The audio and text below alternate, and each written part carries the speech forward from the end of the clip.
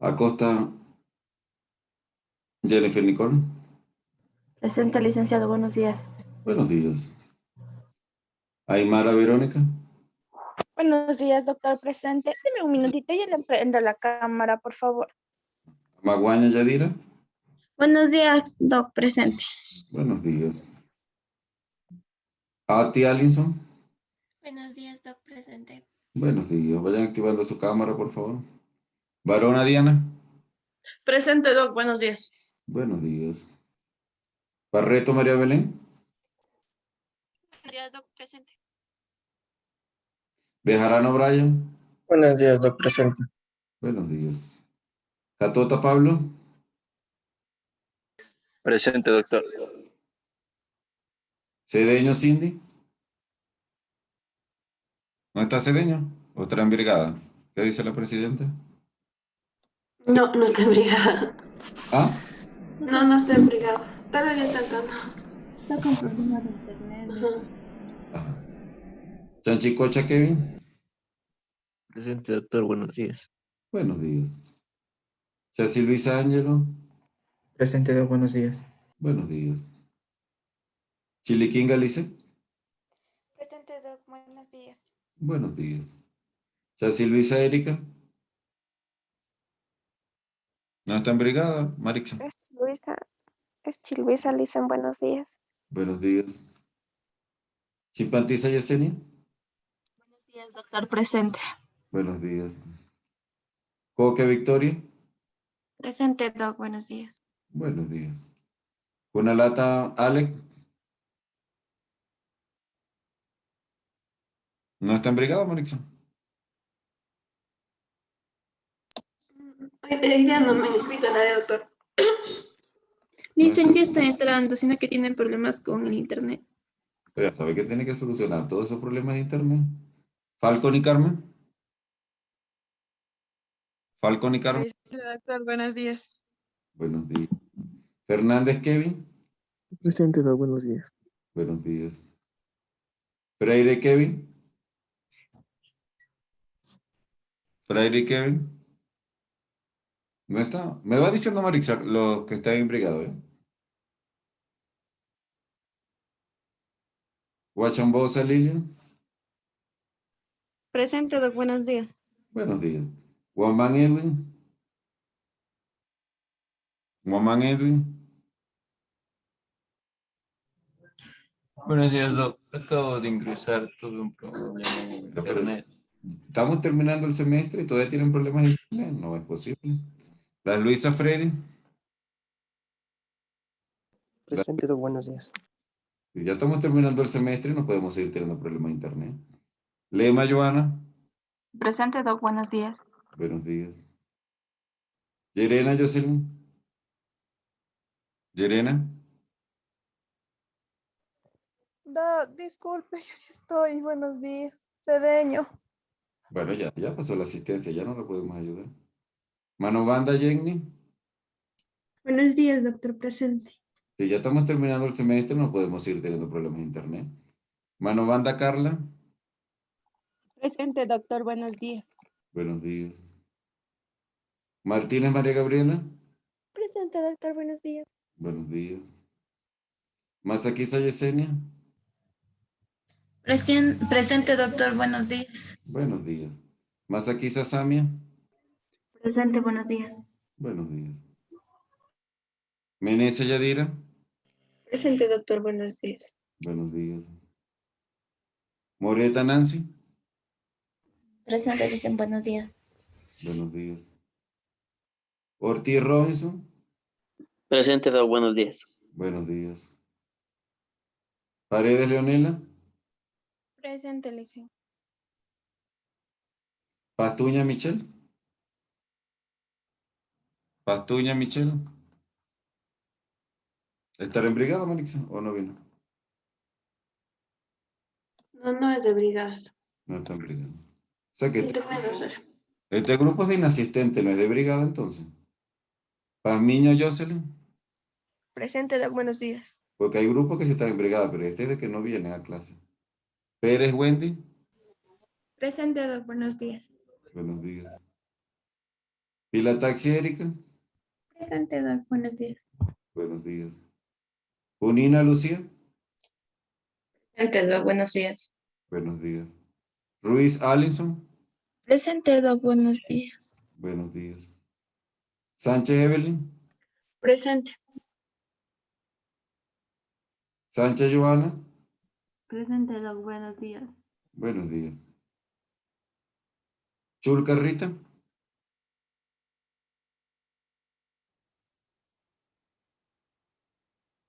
De Chulca, ¿qué saben? Porque tiene varias inasistencias.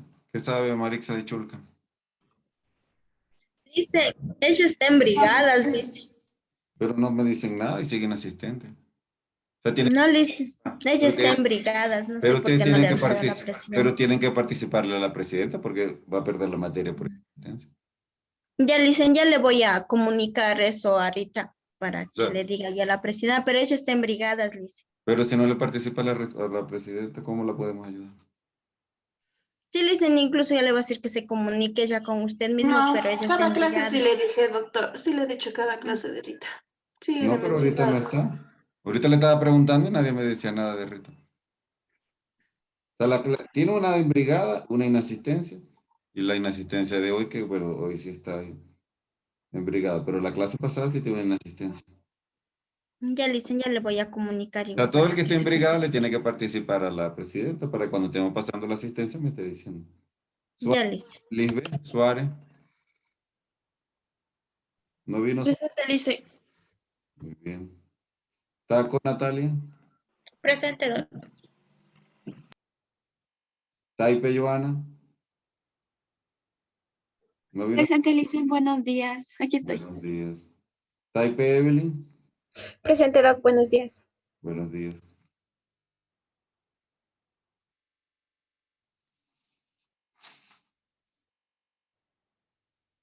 Tenisaka Vanessa. ¿Estará en brigada, Tenisaka? Sí está, Liz. No sé si su micrófono no vale, pero sí está. ¿Está en brigada? No, aquí estoy presente, Doc. ¿Me escucha? Sí. Topanta de Bélgica. Buenos días, Doc. Presente. Buenos días. Torres Evelyn. Buenos días, doctor. Presente. Buenos días. Tubón Mari. Buenos días, Doc. Presente. Tutasi Marixa.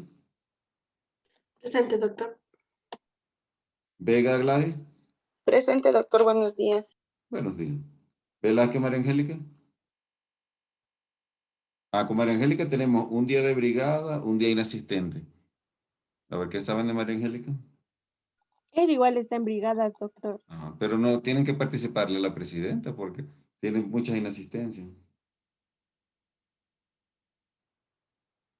En eso quedamos, que tienen que participarle a la presidenta. Doctor, cada que me escriben, yo siempre le menciono todos los días que, que me escriben los chicos. No me han escrito y Claro, tienen que participarle. Bellacier. Bellacier. Presente, Doc. Buenos días. Buenos días. Villarroel Cortés Carla Paola. Presente, Doc. Buenos días. Buenos días. Zúñiga Pamela. Buenos días, doctor. Presente. Muy bien. A ver, del sexto, habíamos dicho que había un representante del sexto para que nos mantenga pendiente lo que está en brigada. ¿Quién es el representante del sexto? Para que no nos pasen. ¿Quién será el representante del sexto? Ahorita es importante que me digan, porque ese representante del sexto es el que va a estar diciendo quién está en brigada. A ver, ¿no hay nadie del sexto semestre en este grupo? Sí, pero no hemos elegido un representante. Creo que cada uno es responsable y comunica a la presidenta, creo yo. Bueno, pero usted sabe que no lo son. Entonces necesitamos uno de ustedes. A ver quién va a ser. Que nos mantenga al tanto de los que están en brigada. Necesitamos uno. Bueno, ya Yesenia es uno. ¿Quién será el otro? Ya, doctor. ¿Quién es la otra? Verónica y Mara. Bueno, ya tenemos dos entonces. Entonces ustedes van a estar pendientes de decirnos quién está en brigada. Pues como la presidenta es del tercero, como que hay dificultades de comunicación. Entonces entre ustedes del sexto me van diciendo los que están en brigada. A ver, ¿quién me ayuda con la última diapositiva, por favor? Con la última. Doc, disculpe, ¿puedo decirle algo? Buenos días. Dígame, ¿qué le puedo No, ayudar? disculpe, sí es posible, yo estaba ya incluso antes desde la hora estaba a 6:50, lo que pasa que mi internet se dañó y yo ya la escuché cuando ya estaba en la G, entonces ya no pude decir presente, pero si puede revisar la grabación, estoy incluso antes de la hora. Déjeme revisar la grabación entonces. Ya, muchas gracias, Doc. Pero recuerde que estamos terminando el semestre, no podemos seguir teniendo problemas de internet. O sea, los mismos Claro, Doc, problemas del como inicio le los tienen digo, hasta el final. Ahora, ¿cómo será el próximo semestre? ¿Los mismos problemas? Es la pregunta. no, Doc, o sea, esto me pasó recién ahorita, por eso le digo que yo ya estaba conectada incluso antes de la hora y ya cuando ya funcionó, usted ya estaba por la G, entonces por eso le dije y ya usted ya no me dijo nada. Bueno, vamos a revisar la grabación. Pero trate de solucionar todos los problemas porque tienen los mismos problemas del inicio del semestre. Y ya estamos terminando. Gracias, Doc. Doctor, una pregunta. Dígame. A mí en la lista, tal vez. Sí, Ya, gracias, doctor. a la orden. A ver, ¿quién me ayuda con la última diapositiva, por favor?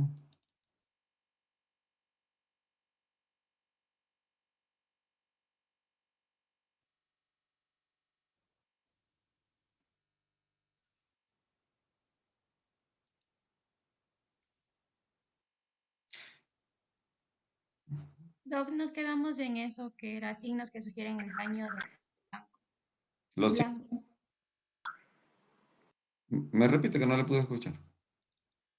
En los signos que sugieren el daño de órgano blanco. Ahí nos Muy quedamos. bien. Recuerden que para la próxima semana tenemos la prueba, que iría entonces la clase hasta la última clase. Esta no iría porque estaba para la otra prueba. ¿De acuerdo? Entonces le anota, Marixa, a todos, sobre todo a los que están en brigada.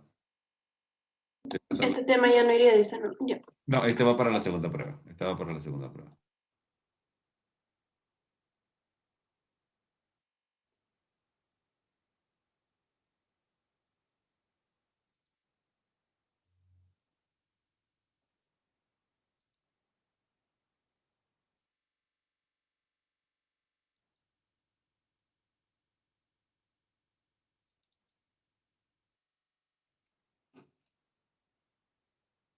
Bueno, entonces vamos a continuar con hipertensión arterial. Esta fue la última diapositiva, la de órganos blancos. Es muy importante en hipertensión arterial el tratamiento. Entonces el tratamiento va a tener entonces una vigilancia de lo que va a ser el tratamiento no farmacológico, que es muy importante para el proceso de atención enfermero, de que ustedes pueden hacer la parte educativa. Entonces en eso va a consistir entonces el tratamiento no farmacológico, en todas las estrategias educativas para mejorar la calidad de vida de cada uno de nuestros pacientes. Entonces aquí consiste en una serie de medidas que van a cambiar el estilo de vida y esta va a incluir, número 1, la restricción de sal. O sea que el paciente va a comer entonces una dieta que es hiposódica. No es sin sal, sino hiposódica. Número 2, la moderación del consumo del alcohol y el tabaco. Lo ideal sería eliminarlo. Pero recuerde que en los pacientes que tienen el hábito tabáquico o el hábito alcohólico hay que disminuirlos progresivamente. Pero la meta va a ser que no lo consuman. También tenemos los cambios en la dieta, que debe ser entonces una dieta que sea con restricción de hidratos de carbono, porque recuerden que hay que disminuir el consumo de azúcar y algo importante, las grasas saturadas. O sea, hay que explicar al paciente lo importante que no consuma alimentos que vayan a aumentar entonces el perfil lipídico. Hay que reducir de peso, lo habíamos dicho en la clase anterior, que los pacientes necesitan solamente un aumento del perímetro abdominal. Aunque tengan el peso normal, la talla normal, el paciente tiene un aumento del perímetro abdominal, va a tener un riesgo de que le aumente el tejido adiposo visceral. Recuerde que el tejido adiposo visceral va a aumentar entonces las citocinas proinflamatorias. Las citocinas proinflamatorias ya habíamos dicho que eran el factor de necrosis tumoral, que se abrevia TNF-alfa, TNF-alfa, por la abreviatura en inglés. Entonces tenemos que sería factor de necrosis tumoral. También tenemos otra interleuquina que es proinflamatoria. Recuerden que las interleuquinas proinflamatorias son aquellas interleuquinas que van a producir entonces ese proceso inflamatorio que caracteriza al paciente con obesidad. También tenemos la interleuquina 1. Entonces, todas estas interleuquinas van a ser proinflamatorias. ¿Qué va a pasar? Que va a disminuir la única citocina que produce el tejido adiposo, que sería entonces la adiponectina, una citocina que produce el tejido adiposo que es antiinflamatoria. Entonces, eso es importante que lo tengan presente porque el paciente tiene que tener como una meta que hay que disminuir el peso para que aumente la adiponectina, porque la adiponectina es entonces una citocina antiinflamatoria. Entonces, ¿qué necesitamos? Que el paciente realice su actividad física regular, reduzca su peso, mejore la alimentación, porque la meta es que le aumente la adiponectina, porque es la única citocina que es antiinflamatoria. Entonces, así como tenemos medicamentos antiinflamatorios como el Bupre también tenemos citocinas que son antiinflamatorias. Y esto es un ejemplo de citocina antiinflamatoria que es la adiponectina. Entonces, ¿qué necesitamos? Que el paciente con obesidad central, que es aquel que tiene el aumento del perímetro abdominal, y también el que tiene sobrepeso y obesidad, pueda entonces mejorar el tejido adiposo visceral disminuyéndolo para que pueda la adiponectina cumplir su función antiinflamatoria.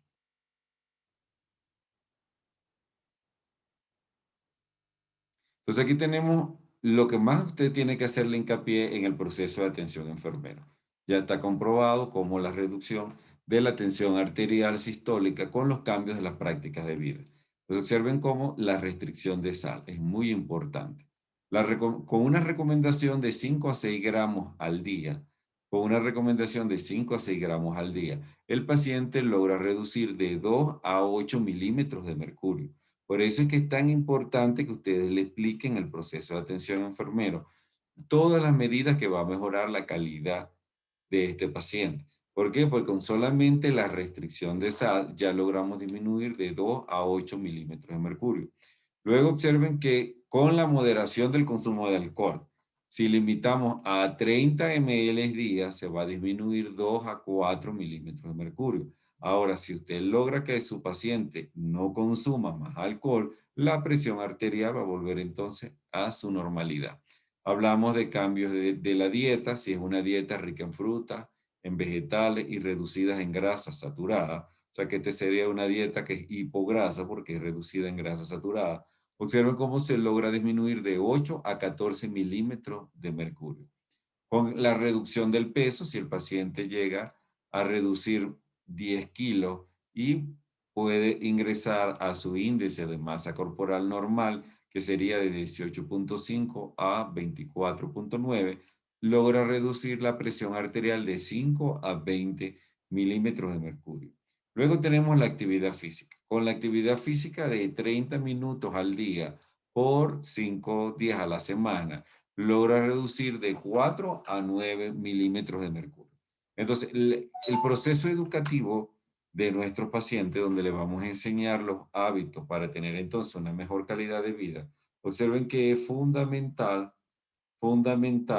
que ustedes le expliquen el proceso de atención enfermera. O sea, hay que explicarle. ¿Quién tiene un familiar que sea hipertenso?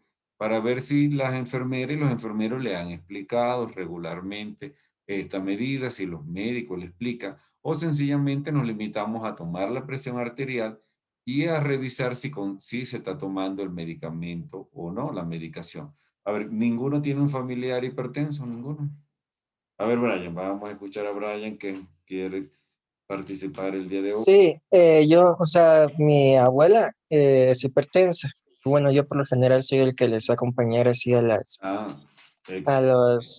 las consultas. Y bueno, o sea, sí el médico es el que le aconseja. El médico es el que le dice que si es que se está tomando su medicación por la mañana y que igual sobre la dieta, que tiene que ser, o sea, sin mucha sal. Y eso, o sea, sí le aconseja. Pero entonces quiere decir que de todo lo que le hacemos más hincapié entonces en la dieta, el cambio de la dieta. Y en la sal. Y en la sal, muy bien. Pero entonces los parámetros no se están cumpliendo completo. Claro, por ejemplo, sobre actividad física no le sabe decir nada. El peso tampoco. De ahí solamente de lo que tiene que, digamos, más se enfoca en la sal y en los medicamentos que tienen que tomárselo diario. Y también en la dieta, pero de ahí lo otro no.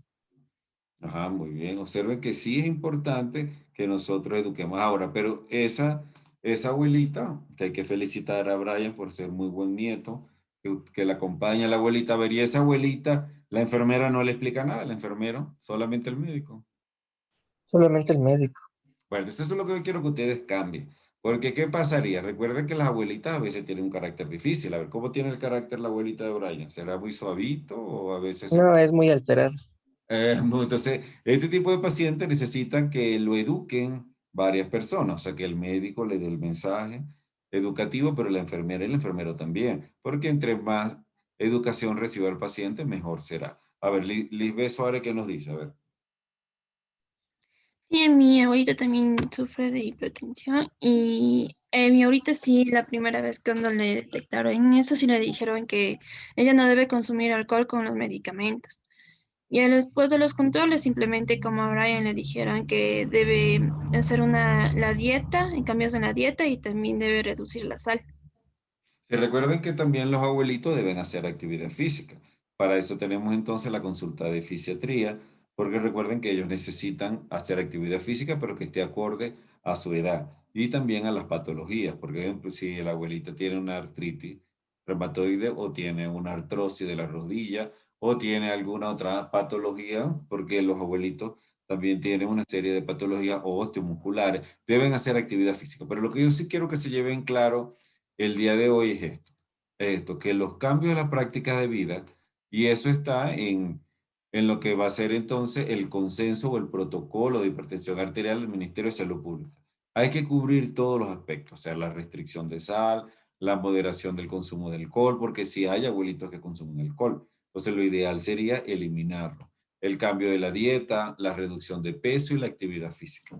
Entonces, hay que acudir dependiendo si el adulto joven puede hacer su actividad física por lo menos 30 minutos. Y ya el adulto mayor, pues sí, debería también hacer su actividad física de acuerdo a sus limitaciones y siempre valorado por el fisioterapeuta porque va a estar pendiente de la evaluación osteomuscular. Pues el día de hoy vamos a aprender de que las recomendaciones de que nosotros como futuro profesional enfermero necesitamos ser más activos en el proceso educativo, porque es la medida que podemos aportar grandes cambios. Porque el de la medicación, muy bien, hay que revisarla. La dosis, hay que revisar que exista adherencia, que se esté cumpliendo, pero las medidas son fundamentales para que el paciente se pueda controlar. Entonces aquí vemos que el tratamiento ahora, cuando hablamos del tratamiento farmacológico, vemos que la mayoría de los pacientes van a requerir entonces terapias con medicamentos, además de las medidas de las prácticas de vida, para lograr un óptimo control. O sea, ¿qué quiere decir esto? Que el tratamiento va a ser de dos tipos, farmacológico y no farmacológico. O sea, eso es importante que lo tengan presente. Se debe considerar la posibilidad entonces de monoterapia. En la hipertensión, monoterapia significa una sola medicación. En hipertensión grado 1, y también en los pacientes en los que la medida de cambio de los hábitos y de práctica ya no resulten efectivas, se debe comenzar entonces el tratamiento dual, que significa la medicación y mantener los cambios del estilo de vida. O sea, los cambios de estilo de vida van a ser permanentes, a pesar de que esté recibiendo la medicación. No significa que porque ya esté recibiendo la medicación, no va a aplicar los cambios del estilo de vida. O sea, los cambios del estilo de vida deben ser permanentes.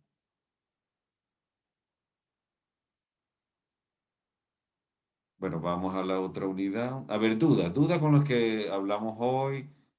Aclaremos, siempre se equivocan con la diponectina. A ver, aprovechemos a hacer cualquier duda mientras voy cambiando la diapositiva. A ver, ¿qué dudas tienen? Con todo gusto. Doc, disculpe, una persona de la tercera edad, ¿qué tipo de ejercicios podría hacer? Pero la persona de tercera edad va a depender de la patología de base. O sea, si tiene artritis, si tiene artrosis. Pero siempre va a estar limitado a cómo está su condición física. Su condición física. Entonces lo ideal es que él haga su caminata y la caminata va a ser dependiendo si tiene insuficiencia cardíaca o dependiendo si tiene alguna comorbilidad. Entonces, con los abuelitos siempre deben ser valorados por el fisioterapeuta, porque va a depender de las patologías asociadas. Ahora, si no tiene patologías asociadas, sí puede hacer actividad física, como por ejemplo caminar en periodos cortos, porque no puede ser muy largo porque se nos agotaría. Pero siempre es muy importante que sea valorado por el fisioterapeuta. ¿Habrá alguna otra pregunta?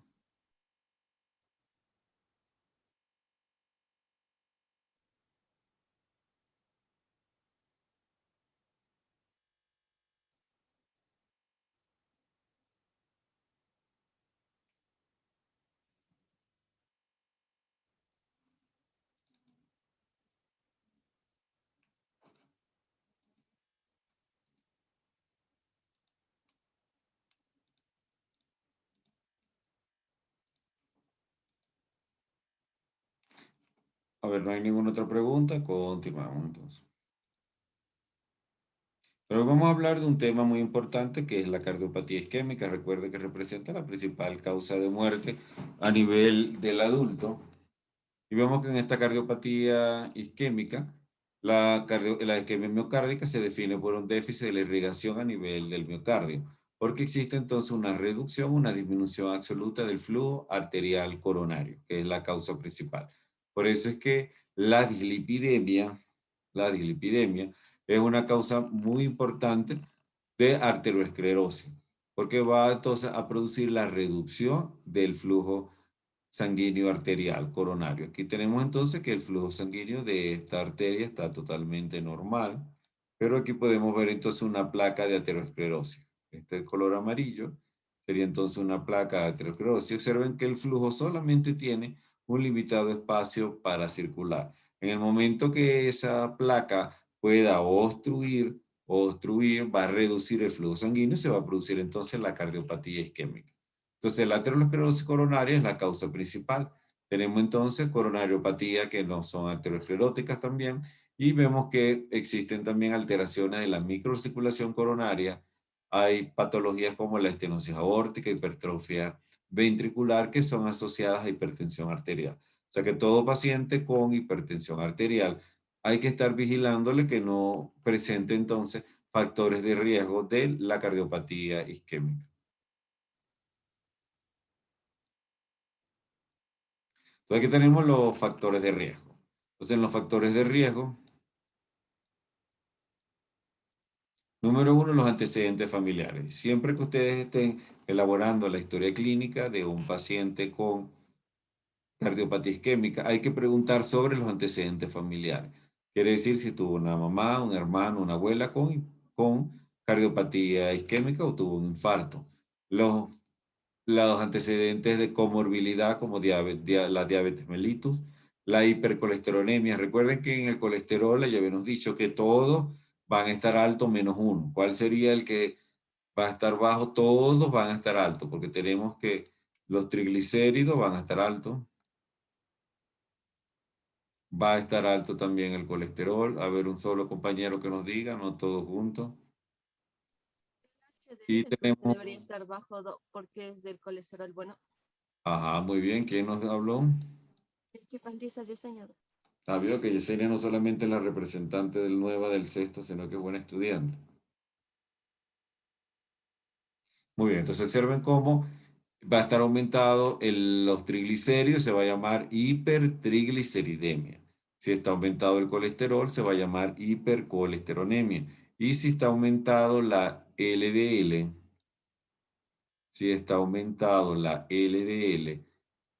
se va a llamar hiperlipoproteinemia de baja densidad. Recuerden, hiper va a significar el aumento. Lipoproteinemia porque es una lipoproteína que está aumentada en sangre. Y en este caso no olviden low que significa entonces bajo, para ser de baja densidad. Y la única que va a estar disminuida,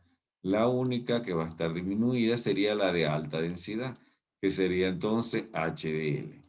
Entonces, aquí tienen que tomar en cuenta esta L de low y esta H de high. que significa alto.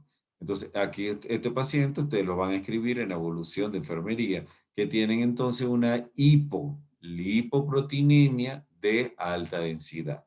Entonces, ¿qué tienen en común? Recuerden a la hora de estudiar, tienen que estudiar lo común y lo diferente. Por eso es que siempre me gusta que traten de prestar atención, que no hagan deberes de otra materia, sino que ustedes puedan analizar lo común. Lo común es que son lipoproteinemia. Entonces, ¿qué quiere decir? Lipoproteinemia, o sea, la palabra lipoproteinemia significa lipoproteína en sangre. En este caso sería hiperlipoproteinemia y en este caso sería hipolipoproteinemia. O sea, si la LDL está aumentada, se llamaría hiperlipoproteinemia. Y si la HDL está disminuida, hipolipoproteinemia. Ahora, después les queda analizar low, que es bajo, y H, que es alto. Para decir entonces hiperlipoproteinemia en el caso de LDL de baja densidad. Y en el caso de la HDL sería entonces hipolipoproteinemia de alta densidad. Muy bien. 0 equivocaciones en la prueba. Seguro que nadie se va a equivocar. El que se equivoque le bajo 1 punto por equivocarse y 1 por tener la respuesta mala, porque ya lo explicamos varias veces. Traten de estudiar, por favor, comparando, para que lo puedan recordar. El sexo masculino también es un factor de riesgo, el tabaco, la hipertensión arterial, la obesidad. Observe que todas estas patologías van a depender entonces del tejido adiposo visceral. Y recuerden, el tejido adiposo visceral hay una citocina que está disminuida. A ver, ¿cómo se llama esa citocina? A ver, un voluntario. Que es la única citocina que es antiinflamatoria. A ver, Daniela, parece que Daniela sí está prestando atención. Active su cámara, Daniela, por favor. Es la adiponectina. Exacto, entonces la adiponectina, recuerden que es la única citocina que es antiinflamatoria, entonces para que no se lo olvide, así como el Bupreg es un antiinflamatorio, así también tenemos citocinas que son antiinflamatorias. Luego tenemos también el sedentarismo, por eso es muy importante que el paciente realice actividad física, por lo menos 30 minutos 5 veces a la semana. Tenemos otra serie de patologías que también son importantes y aquí podemos resaltar entonces la menopausia. Las mujeres luego de la menopausia sí tienen entonces un factor de riesgo por un cambio hormonal. Por el cambio hormonal que ocurre entonces en la menopausia, tiene un factor de riesgo entonces de cardiopatía isquémica. Ahora, las manifestaciones clínicas de la cardiopatía isquémica sí hay que estudiársela para entender muy bien. Y número 1, tenemos que tener claro las características del dolor, o sea, los parámetros del dolor. Entonces, un dolor va a ser, un dolor anginoso típico va a estar localizado en la línea media del tórax, por eso se llama retroesternal. El paciente lo va a referir en la línea media del tórax, detrás del esternón, y que de carácter opresivo, o sea, que el paciente que lo están apretando, y la irradiación. La irradiación puede ser a ambas extremidades con predominio de la extremidad superior izquierda. También se va a irradiar al cuello, a la mandíbula, a la espalda y se va a acompañar de un cortejo vegetativo característico. Este cortejo vegetativo sería entonces la sudoración, náuseas y vómito. Ahora, este dolor va a tener factores desencadenantes y factores que lo van entonces a disminuir el dolor o lo van a atenuar. Entonces los factores que lo van a desencadenar o que lo van a aumentar o los aumentativos va a ser entonces el esfuerzo. El esfuerzo. Generalmente el paciente siempre va a tener entonces un desencadenante que es la actividad física. En cambio, él va a calmar entonces con el reposo, o sea que el disminutivo va a ser entonces el reposo. El disminutivo va a ser el reposo. Y va entonces a disminuir con el nitrato. Va a disminuir con el nitrato, que es la medicación que el paciente va a recibir. Entonces, ¿qué tenemos que tener presente aquí? Los parámetros que van a ser semiológicos. los parámetros que van a hacerse biológicos. Entonces vamos a hacer una práctica. Vamos a hacer una práctica. Si la pregunta dice localización del dolor, entonces la respuesta de esto va a ser retroesternal. Eso sería localización del dolor. Muy bien. Si la pregunta dice irradiación del dolor, a ver, ¿quién me dice? Irradiación del dolor. La línea media Que el dolor no se mueve o sea, que no va moviéndose a otras partes, solo pasa en un Exacto. solo lugar. Muy bien, entonces aquí tenemos Gladys. Entonces yo tengo que estar pendiente. Me pueden preguntar irradiación del dolor, me pueden preguntar entonces que el dolor se está trasladando, está iniciando el retroesternal y se va a trasladar a, por ejemplo, la extremidad superior izquierda. Ahora, si la pregunta dice concomitantes, ¿cuál sería la respuesta? Concomitantes del dolor anginoso. A ver, ¿quién me dice concomitantes? A ver, ¿qué pasa en semiología si ustedes son buenos estudiantes? ¿Qué pasará con este grupo con semiología? A ver, Lucía, díganos, Lucía. Sería la sudoración, las náuseas y los vómitos. Muy bien, entonces recuerden, los concomitantes son los signos y síntomas que están acompañando al dolor.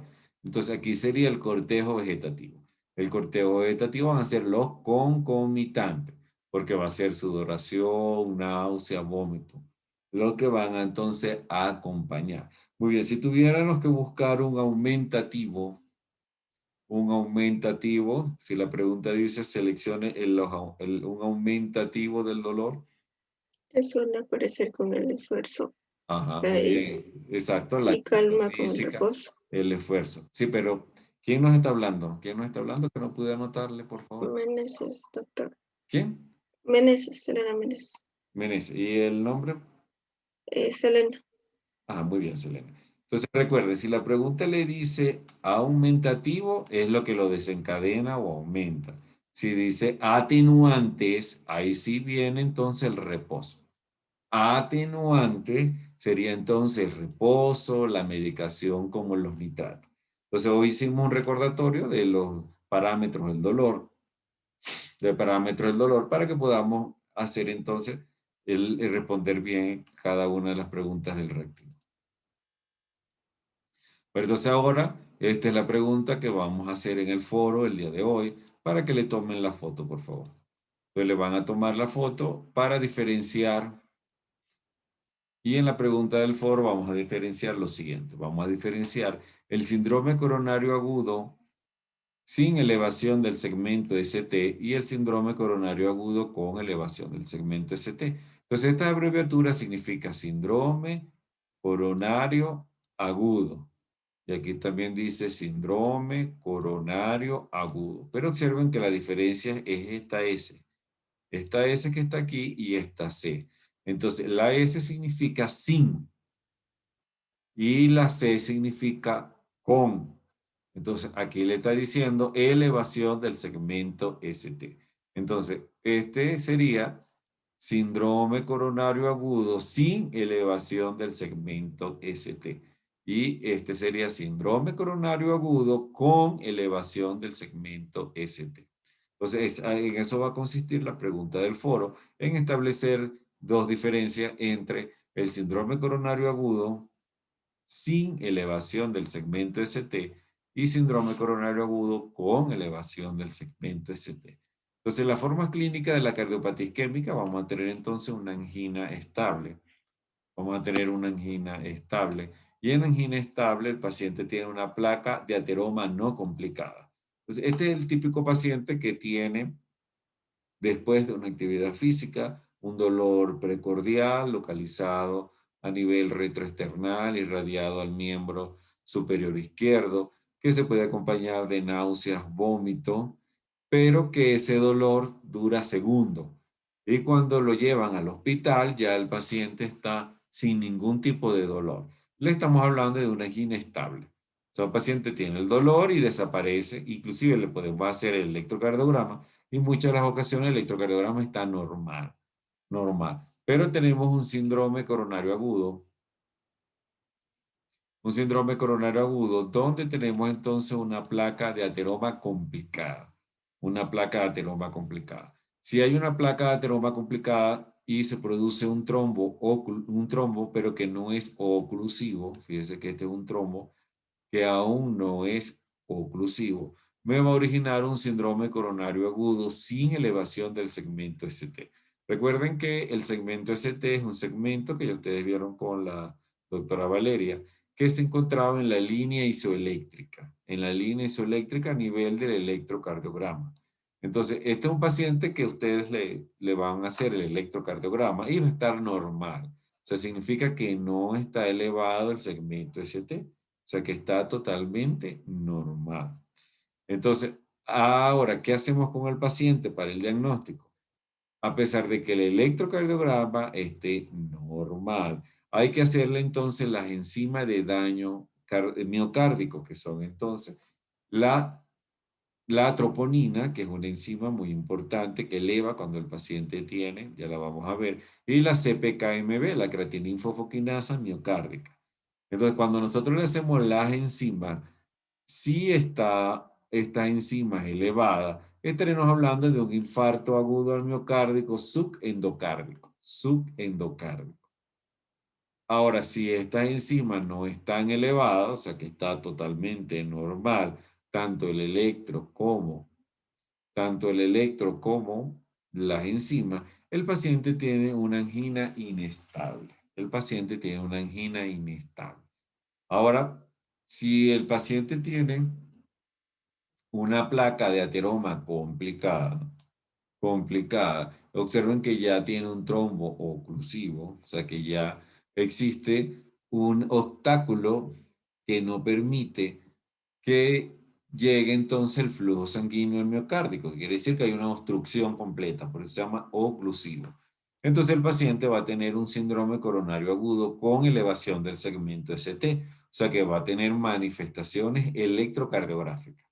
Ahí tenemos entonces las diferencias. A ver, ¿alguna duda con las diferencias, con la pregunta del foro? ¿Dudas, por favor? ¿No hay dudas? ¿Podemos seguir? ¿Puede repetir tal vez de las enzimas los nombres, por favor? Ya lo vamos a ver. Ya vamos a ver una lámina donde dice que se llama troponina y CPKMB. Ya la vamos a ver escrito ahorita. Que es creatininfofoquinasa miocárdica. Enseguida lo vemos.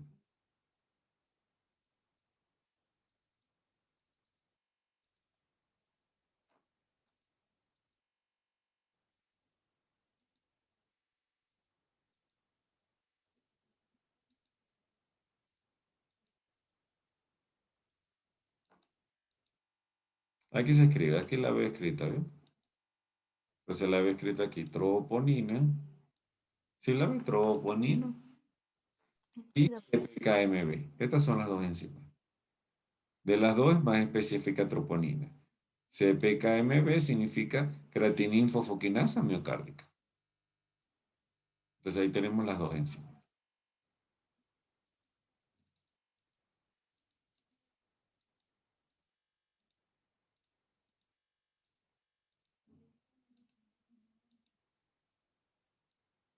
Pero ahora, ¿cuál es el objetivo? El objetivo que tenemos ahora es poder diferenciar cada uno de los tipos de cardiopatía isquémica que puede tener el paciente.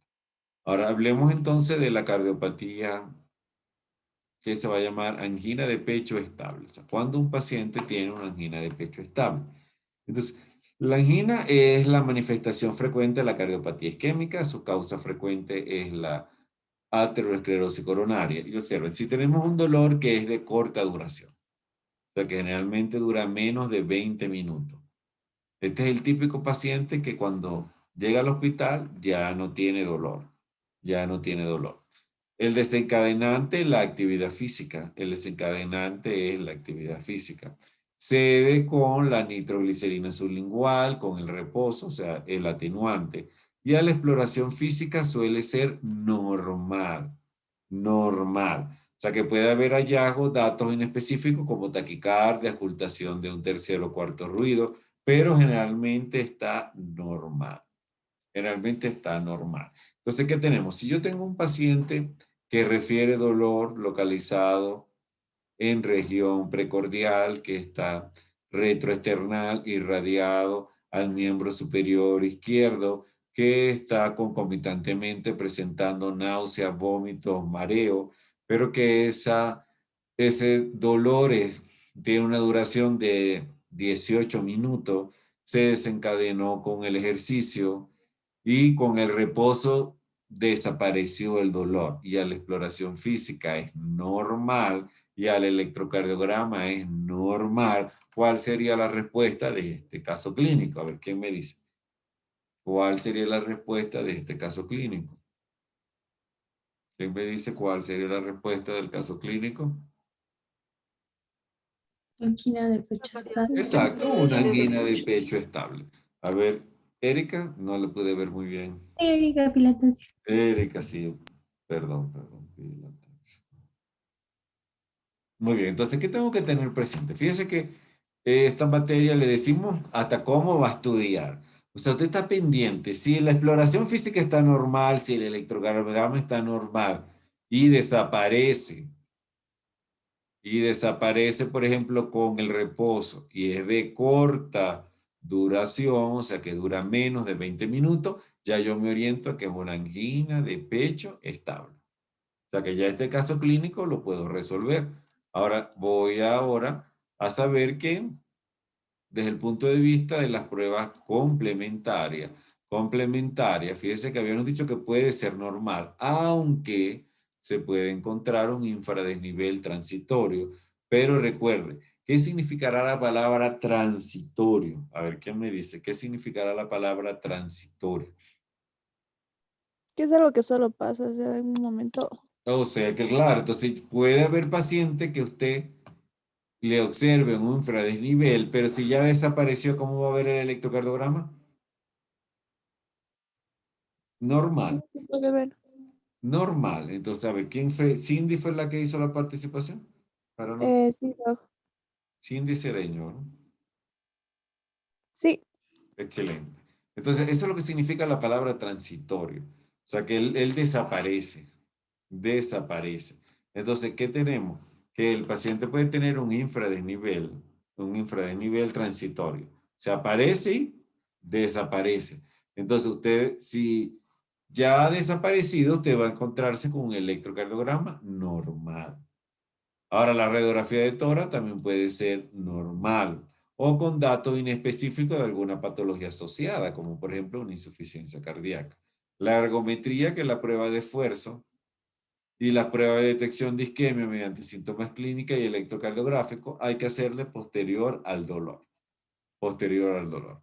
Ahora vamos con la diferencia. Ahora tengo que hacerle pruebas complementarias a este paciente para ver entonces que dependiendo del resultado de las pruebas complementarias, habría que hacerle entonces una coronariografía en función al tipo y número de la estenosis o la obstrucción coronaria. Este paciente se le va a realizar entonces una revascularización coronaria, que puede ser percutánea o puede ser quirúrgica, pero eso va a depender entonces de la coronariografía.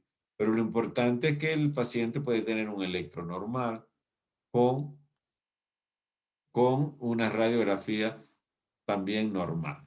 Entonces vemos que el tratamiento va a ser ambulatorio. El control de los factores de riesgo es muy importante.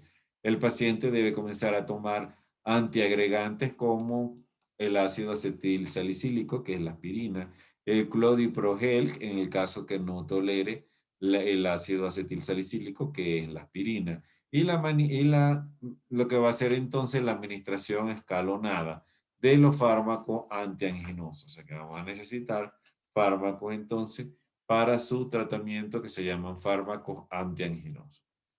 Luego tenemos ahora el síndrome coronario agudo sin elevación del segmento ST. Entonces observen que aquí podemos ver las abreviaturas para que vean cuál es lo que significa síndrome coronario agudo, y la S es sin.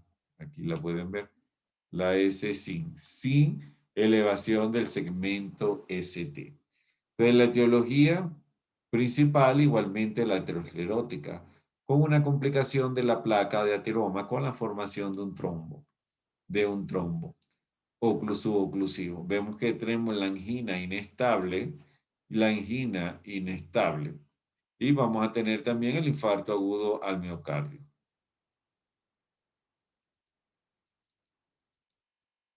Entonces ahora vamos con la angina inestable para establecer diferencias con la angina estable. Número 1, fíjese que ahora ya no dura menos de 20 minutos, porque dice que es un dolor anginoso prolongado. O sea, me están planteando un dolor anginoso prolongado. Me están planteando entonces un dolor anginoso de tipo prolongado. Ahora, ¿por qué es prolongado? Porque dura entonces...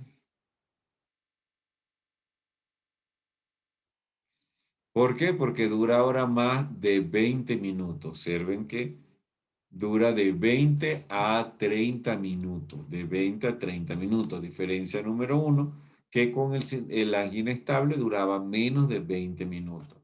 Otra característica importante es que este dolor aparece con el reposo, mientras que el dolor de la angina estable era desencadenado, aparecía con la actividad física y calmaba con el reposo. Hay una angina progresiva, que es la angina previamente estable, que ahora presenta episodios más intensos, frecuentes y aparece con esfuerzos menores. La angina de nueva aparición en los últimos 1 o 2 meses. La angina post-infarto al miocardio, la que aparece al mes siguiente del infarto. Entonces, ¿cuál es lo que tienen que diferenciar? ¿Qué tenemos que diferenciar aquí? Aquí tenemos que diferenciar que si el paciente tiene más de 20 minutos y aparece el dolor en reposo, son dos características que va a tener la angina inestable. Entonces, muy pendiente de diferenciar la angina estable de la angina inestable.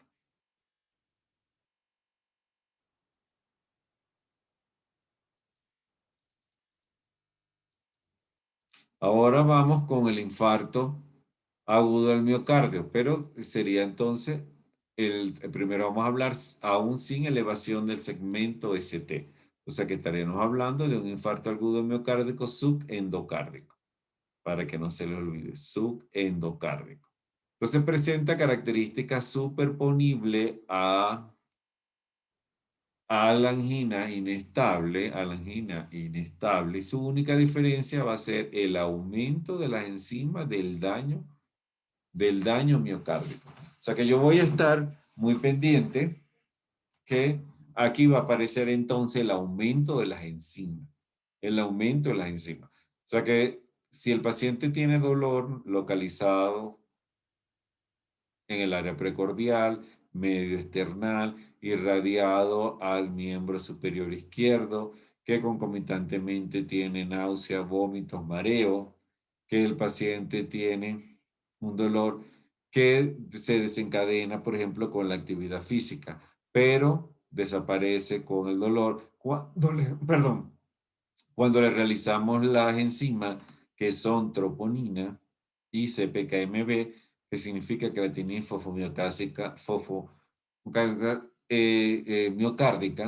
Entonces, aquí, si están elevadas las enzimas, o sea, si está elevada la enzima troponina o está elevada la enzima CPKMB, creatinina fosfoquinasa miocárdica, entonces la característica primordial del infarto subendocárdico va a ser 2. El electrocardiograma normal. ¿Por qué sabemos que el electrocardiograma es normal? Porque le está diciendo sin elevación del segmento ST. Me está diciendo sin elevación del segmento ST, o sea, electrocardiograma normal, pero tiene las enzimas aumentadas. Tiene troponina y CPKMB aumentada. Entonces, en ese caso, sería entonces un infarto agudo subendocárdico.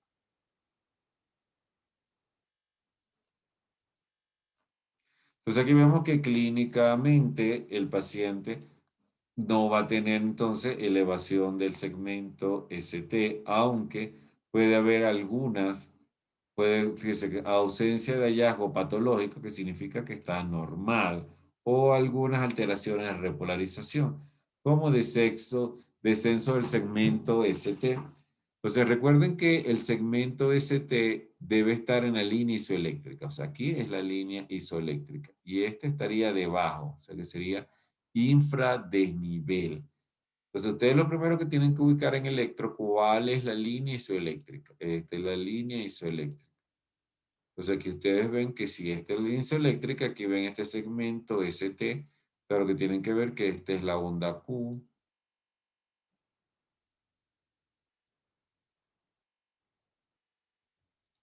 O sea, aquí, por ejemplo, esta es la onda Q. Esta es la onda R. Esta es la onda S. Y esta sería entonces la onda T. Y observen cómo este segmento ST está debajo de la línea isoeléctrica. Entonces eso se llamaría descenso del segmento ST o segmento ST en infradesnivel o segmento ST en infradesnivel. También se puede observar ondas T negativas, simétricas y raramente se observa la elevación transitoria del segmento ST. Y recuerden algo importante para que no se equivoquen. Transitoria significa muy brevemente. Pero ¿qué es lo característico? Que lo van a ver normal.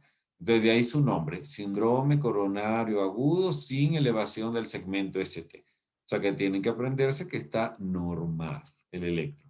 Una finalidad importante de la evaluación física es excluir entonces otras causas de dolor torácico. O sea, tenemos que saber que el paciente no tenga dolor torácico por neumonía, por neumotora, por una causa como una pericarditis, por una disección de la aorta. Por eso es tan importante el examen físico.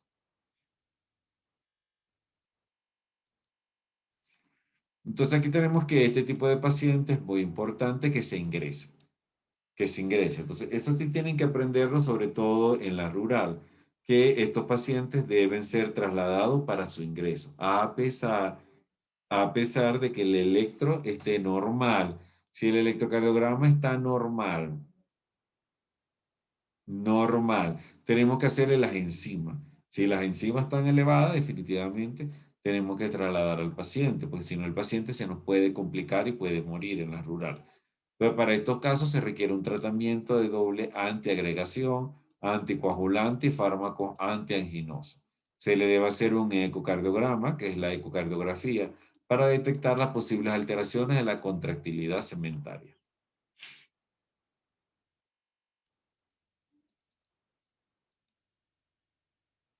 Bueno, entonces aquí tenemos que establecer el tratamiento. Número 1, se debe estratificar el riesgo que tienen los pacientes con síndrome coronario agudo sin elevación del segmento ST. Ahora, si tienen alteraciones sugerentes de isquemia, si tienen elevación de las enzimas, recuerden que esto va a ser muy importante, la elevación de las enzimas. Si tienen inestabilidad hemodinámica, insuficiencia cardíaca, arritmias ventriculares, si tienen angina recurrente o refractaria, la edad avanzada y la diabetes, todos estos son factores de riesgo. Entonces tendrá bajo riesgo, si tiene bajo riesgo, una prueba de detención de isquemia no invasiva. En base a los resultados hay que hacer una coronariografía y una eventual revascularización.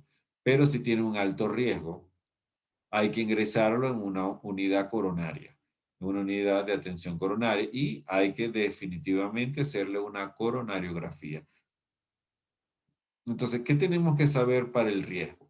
Número 1, saber si el paciente es, por ejemplo, de edad avanzada, mayor de 65 años, si tiene diabetes mellitus, si tiene angina recurrente, o sea, que quiere decir que tiene una angina refractaria al tratamiento, si tiene inestabilidad hemodinámica, porque es un paciente que está, por ejemplo, hipotenso, bradicárdico, o otro tipo de arritmia, si ya tiene entonces alteraciones de las enzimas, porque es su criterio. Recuerden que tiene entonces enzimas de daño miocárdico, son troponina y CPK-MB. Entonces, todos estos factores van a aumentar el riesgo y definitivamente tiene que ser trasladado a una unidad de atención coronaria.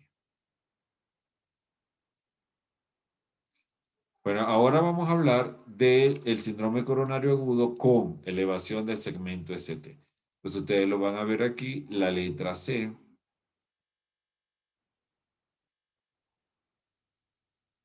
Ahí tenemos la letra C. Y la letra C significa con. La letra C entonces va a significar con elevación del segmento ST. Con elevación del segmento ST. Entonces la etiología principal igualmente va a ser aterosclerótica, pero recuerden que aquí va a haber entonces una complicación del ateroma que va a llevar entonces a una obstrucción total del vaso. A una obstrucción total del vaso. Se aplica a pacientes que presentan angina de característica en general superponible a la inestable, pero algo muy importante, ellos sí tienen una elevación persistente del segmento ST. Del segmento ST. Ahora, o tienen una elevación persistente del segmento ST, pero también pueden tener un bloqueo de rama izquierda de nueva aparición. De nueva aparición significa que no lo tenía anteriormente.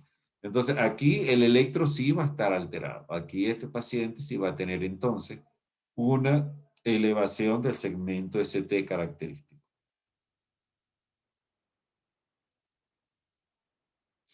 Pero entonces, aquí vemos que en el diagnóstico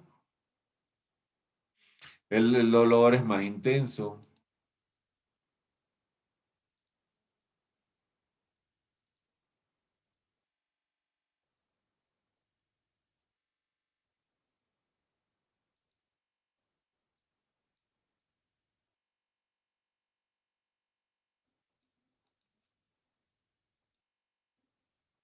Entonces el dolor va a ser más intenso, prolongado, persistente en reposo, responde mal a nitrato. O sea que ya le está diciendo todas las características de un infarto. O sea que podemos trabajar en el reactivo, que es un paciente, por ejemplo, de 60 años, que tiene un dolor de fuerte intensidad, que dura más de 20 minutos, que persiste con el reposo, que no responde a la medicación, que es nitrato, y que tiene una elevación o un ascenso del persistente del segmento ST.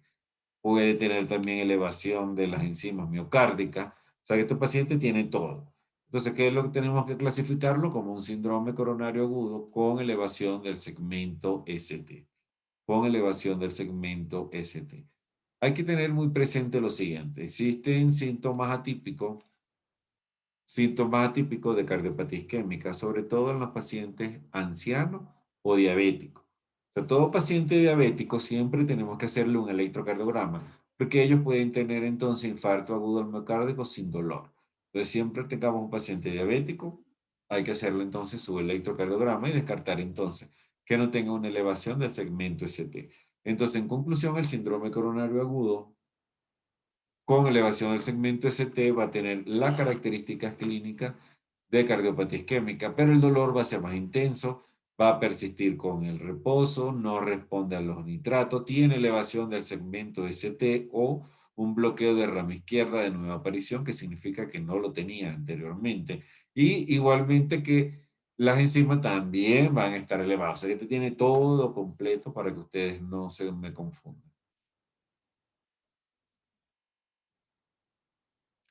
Entonces, en la exploración física vemos que va a estar orientada a descartar la insuficiencia cardíaca, porque él puede tener entonces posterior al infarto puede tener una insuficiencia cardíaca, en que el paciente va a tener crepitantes pulmonares. Recuerden que los crepitantes lo habíamos visto como un sonido agregado que nosotros auscultamos con el fonendoscopio. Es como si ustedes toman un cabello y lo frotan en el conducto auditivo externo y sienten entonces, van a escuchar una crepitación. Eso se llama entonces crepitante. Los crepitantes pueden ser producto de una neumonía o producto de una insuficiencia cardíaca. Producto de insuficiencia cardíaca. Pues aquí tenemos la escala de Killick. La escala de Killick nos dice que el grado 1 el paciente no tiene insuficiencia cardíaca.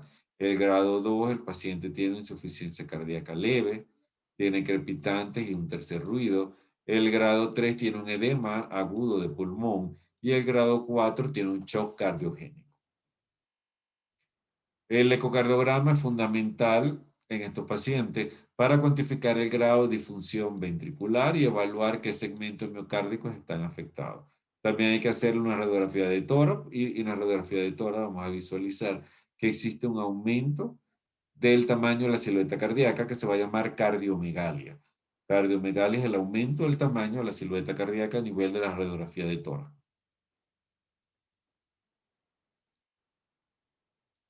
Entonces aquí vemos la elevación del segmento ST. Inicialmente vamos a tener una onda T picuda. En pocos minutos evoluciona hacia una elevación del segmento ST. Entonces, recuerden que este es la onda Q. Aquí tenemos la onda Q. Este es la onda R. Y vemos entonces que el segmento, lo que le correspondía a S, está elevado. O sea, este es el segmento ST, porque esta es la onda T. Esta es la onda T. Entonces, el segmento debe estar isoeléctrico, que significa en la línea isoeléctrica. Fíjense que el segmento debería estar aquí, y no lo está. Las mismas flechas están diciendo que está siendo elevado. O sea, este segmento está elevado. Aquí vemos entonces la línea isoeléctrica y vemos que el segmento sigue estando elevado. Pero que estamos observando la onda Q. Observe cómo la onda Q va a ir aumentando de amplitud. Esa es la onda Q que está aumentando de amplitud. Y cuando la onda Q, como ejemplo, de lo normal es que sea un tercio del QRS, o sea, la tercera parte. Entonces observen como aquí ya es el 50%. Ya el 50%, entonces la onda Q indica necrosis. Entonces aquí aparece con aparición de la onda Q, que significa necrosis. Aquí tenemos entonces una onda Q y cada vez que observemos una onda Q significa necrosis, que puede ser una onda Q por un infarto actual, pero también podemos tener onda Q por un infarto anterior. Un infarto anterior. Entonces vemos que en pocos minutos evoluciona una elevación convexa del segmento ST. Aquí tenemos la elevación convexa del segmento ST, que muchas veces se puede llamar lomo de delfín. La evolución electrocardiográfica típica posterior va a ser la negativización de la onda T. Observen que aquí la onda T está positiva, pero va a llegar un momento en que puede ser negativa la onda T. Recuerden, las ondas que, esta es la línea isoeléctrica, las ondas que están por encima van a ser ondas positivas. Las ondas que están por debajo van a ser de la línea isoeléctrica, van a ser ondas negativas. Van a ser ondas negativas. Aquí también podemos ver entonces que en la lesión subendocárdica hay un infradesnivel del segmento ST. Entonces aquí tenemos supra. O sea, yo lo que tengo que ver es la línea isoeléctrica. Aquí estamos observando la línea isoeléctrica. Aquí vemos que el segmento ST está por encima, por eso se llama supradesnivel.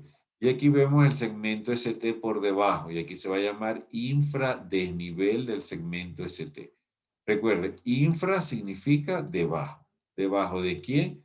De la línea isoeléctrica. Y supra significa arriba. O sea, ¿arriba de quién? De la línea isoeléctrica. Entonces aquí tenemos supradesnivel. Y lo normal es que esté en la línea isoeléctrica. A ver, dudas. Escuchamos dudas, por favor. A ver, escuchamos dudas.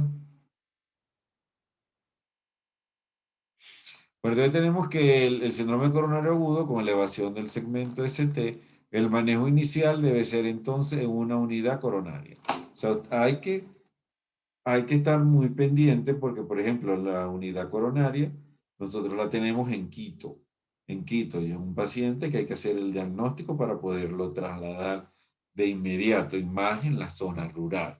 Entonces, el manejo inicial debe ser realizado en una unidad coronaria.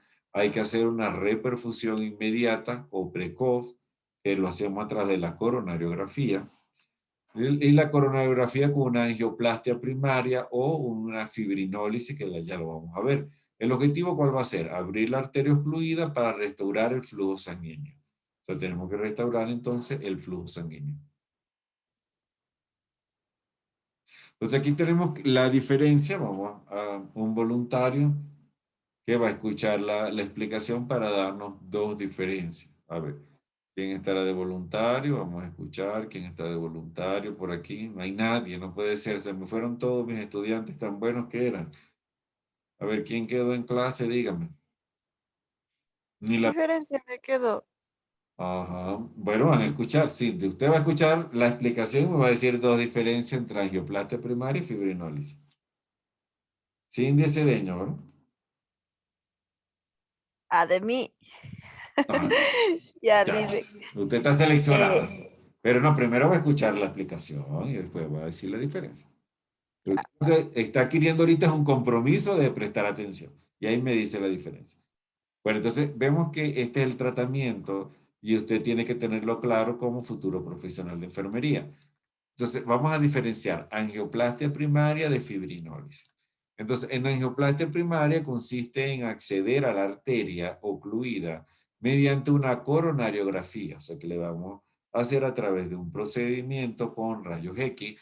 Yo voy a llegar y voy a acceder hasta la arteria coronaria, eso lo hacen en la unidad coronaria, y ahí vamos a realizar la dilatación e implantación de un stent. O sea que el stent va a permitir que se dilate la arteria coronaria. O sea que ese cardiólogo que es hemodinamista, a través de un estudio de rayos X, va a llegar, él le va a hacer, número uno, a través de la arteria femoral, va a llegar y va a introducir entonces hasta llegar a la arteria coronaria.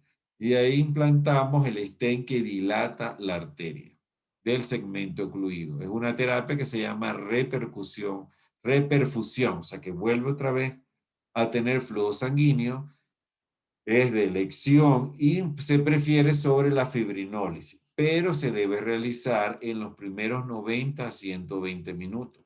¿Qué quiere decir esto?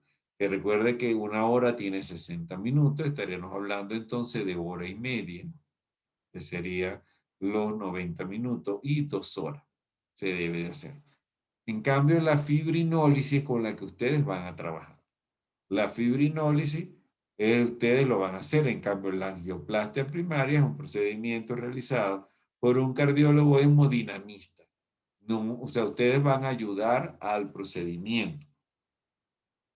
Pero la fibrinólisis es una medicación colocada por usted, que significa que consiste en la administración intravenosa de fármaco fibrinolítico. O sea, una medicación, un fármaco que va a destruir el trombo, con capacidad de lisar. Lisar significa destruir el trombo que está ocluyendo la arteria coronaria. Esos medicamentos son tecneteplase, reteplase, estreptoquinasa, y se puede realizar también de forma extrahospitalaria. Y observe que cuando no se puede realizar la angioplastia primaria en los primeros 90, 120 minutos, o sea que si tenemos ya después de 120 minutos y no podemos hacer la angioplastia primaria, hay que aplicarle fibrinólisis, o sea, un medicamento que es sería tecneteplase, reteplase y estreptoquinasa, que van a destruir, van a alisar el trombo.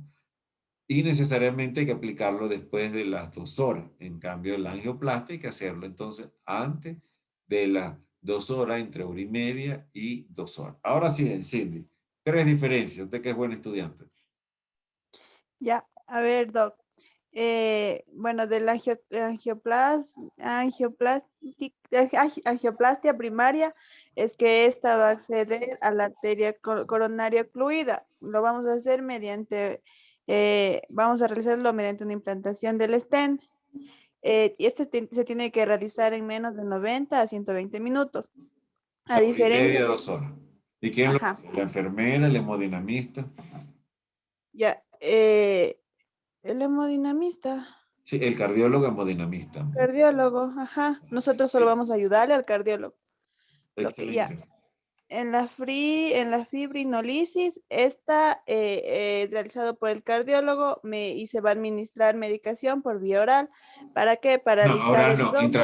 intravenoso. Ay, sí, perdón, intravenosa, perdón, Doc, sí. Intravenoso, sí. Intravenosa. ¿Para qué? Para paralizar el trombo que ocluye la arteria coronaria.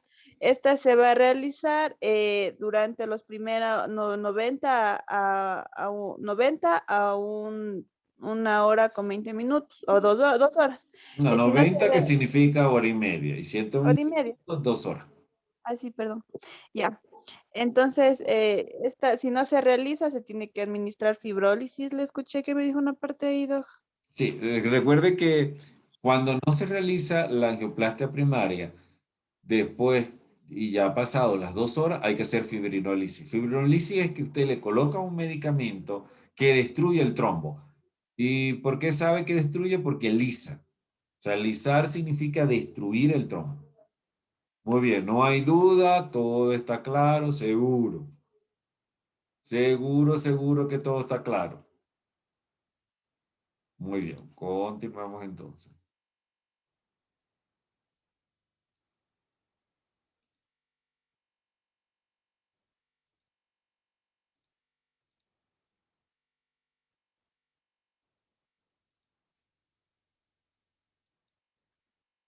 Allá ustedes vieron con la doctora Valeria el electrocardiograma, ¿sí? ¿Sí hicieron las prácticas de electrocardiograma con la doctora Valeria? A ver qué me dicen. A ver, les escucho. ¿Sí hicieron las prácticas de electrocardiograma? ¿O no lo hicieron?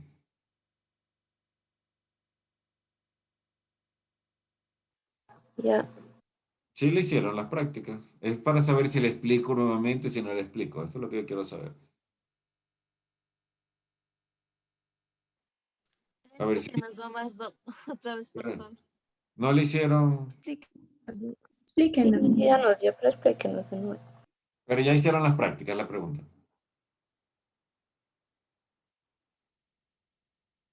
Pero dígame, ¿hicieron la práctica o no? Espero yo saber qué tanto voy a explicarle, dígame. Sí nos dio una clase de eso. Sí, pero llegado a la práctica un nodo, creo. Bueno, pero vamos a ayudarle en todo entonces. Lo primero que tenemos que, este es el electrocardiograma. Pero lo primero que usted tiene que es identificar, por favor, la línea isoeléctrica, es esta. Esta es la línea isoeléctrica. De toda esta línea que yo estoy pasando aquí es la línea isoeléctrica.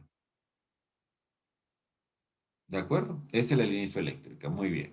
Entonces, cuando lo que está por encima de la línea isoeléctrica es una onda positiva. Entonces, por ejemplo, la onda P es una onda positiva, la onda R es una onda positiva, la onda T es una onda positiva. ¿Por qué? Está por encima de la línea isoeléctrica. Lo que esté en la línea isoeléctrica se llama entonces que está a nivel de la línea isoeléctrica, como el segmento ST. Observen que el segmento ST, lo normal, es que esté en la línea isoeléctrica, o sea, a nivel de la línea isoeléctrica. Lo que está por debajo de la línea isoeléctrica va a ser entonces una onda negativa.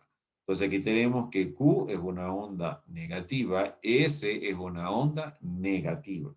Es una onda negativa. Entonces cuando le decimos un supradesnivel del segmento ST, significa que este segmento ST está por encima de la línea isoeléctrica, porque lo normal es que esté a nivel de la línea isoeléctrica. Cuando le decimos que el segmento ST está debajo de la línea isoeléctrica, nos referimos entonces a que existe un infradesnivel de la línea isoeléctrica. Entonces, la onda P. La onda P es la primera onda que aparece, es una onda positiva e indica despolarización de las aurículas. Entonces, aquí la onda P le va a indicar despolarización de las aurículas. Luego va a seguir entonces el complejo QRS. El complejo QRS está representado por Q, que es una onda que es negativa, R, que es una onda positiva, y S, que es una onda negativa. Observen que lo normal es que el complejo QRS, fíjense, esta es la amplitud del complejo. La amplitud del complejo. Y la onda Q no sobrepasa el tercio. El tercio significa que ustedes van a dividir este complejo en 3 partes. Sería entonces, en 3 partes sería una parte, dos partes. O sea, fíjense, esta sería una parte, dos partes, tres partes. Y observen cómo el complejo Q es lo que va a ser el inicio. La onda Q nunca es mayor del tercio, de la tercera parte. Eso es para cuando es mayor de la tercera parte, es totalmente anormal. Entonces vemos que aquí hay un intervalo entre la onda P y la onda R que se llama el intervalo PR. Tenemos un intervalo QT. El intervalo QT va a ir desde el inicio de la onda Q hasta que finalice la onda T. Entonces el intervalo QT tiene toda la actividad del ventrículo. ¿Por qué? Porque QRS es un complejo que va a representar la despolarización del ventrículo. O sea, despolarización del ventrículo. La onda T va a representar la repolarización del ventrículo. Los dos juntos representan la actividad del ventrículo y eso es el intervalo QT. El intervalo QT tiene toda la actividad del ventrículo. Ahora, ¿cómo se lo van a estudiar?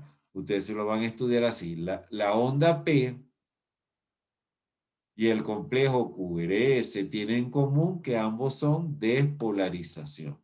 ¿Cuál es la diferencia? La onda P es despolarización auricular y el complejo QRS es despolarización ventricular. El complejo QRS y la onda T, los dos son de actividad del ventrículo. ¿Cuál es la diferencia? Que el complejo QRS es despolarización y la onda T es repolarización. Algo muy importante es que cada cuadrito que mide 1 milímetro va a tener una duración de 0.04 segundos. Entonces aquí tenemos el resumen de lo que les había dicho. Aquí tenemos que la onda P representa la despolarización auricular.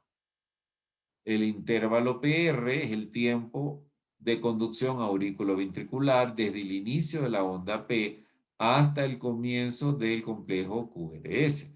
Incluye despolarización auricular y posterior paso del impulso al nodo auriculoventricular, haz de His y sus dos ramas hasta los ventrículos. El segmento PR es la línea trazada normalmente isoeléctrico. Recuerden, todo lo que dice isoeléctrico estará por encima de la línea isoeléctrica, en la línea isoeléctrica o debajo de la línea isoeléctrica. A ver, un voluntario. Lo que dice isoeléctrico. Yo, doctor, Dígame. va a estar por encima de la línea isoeléctrica. A ver, vamos a ver el dibujo para que usted misma se corrija. Está en la línea isoeléctrica, ¿no? Ahí está en la línea isoeléctrica. Entonces eso se llama isoeléctrico. Iso que está a ese nivel. Iso significa entonces que está a ese nivel. Entonces aquí regresamos y estaríamos hablando entonces del segmento PR. Aquí tenemos el segmento PR. Vamos a regresar. Y aquí tenemos el segmento PR. Entonces observen cómo este segmento está en la línea isoeléctrica, igual que el segmento ST. ¿Sí lo ven en la misma línea? En la línea isoeléctrica. Como el segmento ST también está entonces en la línea isoeléctrica. Bueno, entonces así por favor, ten pendiente lo que dice entonces isoeléctrico y que une el final de la onda P con el comienzo del complejo QRS. Ahora viene el complejo QRS. El complejo QRS, le habíamos dicho, que corresponde a la despolarización ventricular. Entonces va a corresponder a la despolarización ventricular. Fundamentalmente el ventrículo izquierdo por su mayor masa. Ahora viene el punto J. El punto J es el punto de deflexión que marca el final del complejo QRS y el inicio del segmento ST. Entonces aquí podemos ver, retrocedamos. Aquí podemos ver el punto J. Fíjense que el punto J va a ser entonces, aquí va a tener entonces desde algo importante que tiene que ver del punto J es lo siguiente. Esto, ¿verdad? Que va a ser desde el final del complejo QRS, o sea, de donde termina el complejo QRS, que termina con la onda S, y el inicio del segmento ST. Entonces, tengan muy pendiente para que no se equivoquen. S de complejo QRS y S del segmento ST. O sea, el final del complejo QRS, que es la última onda, y el inicio del trazado del segmento ST. S de complejo QRS, S del segmento ST.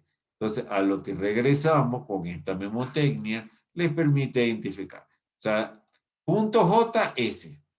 A ver, ¿cómo? ¿Por qué le digo punto JS? Porque, para que no se les olvide el punto JS, porque significa que el complejo QRS está finalizando. Y recuerde que el complejo QRS finaliza en la onda S.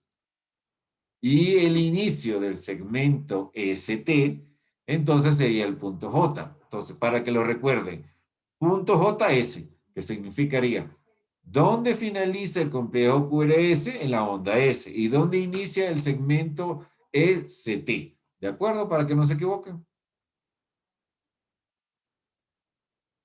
Sí, Doc. Muy bien. Fíjense que estoy haciendo todo lo posible porque usted no se equivoque. Ahora, si se equivoca ya es porque ustedes no estudiaron.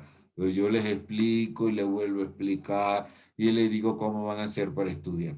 Ahora viene el intervalo QT.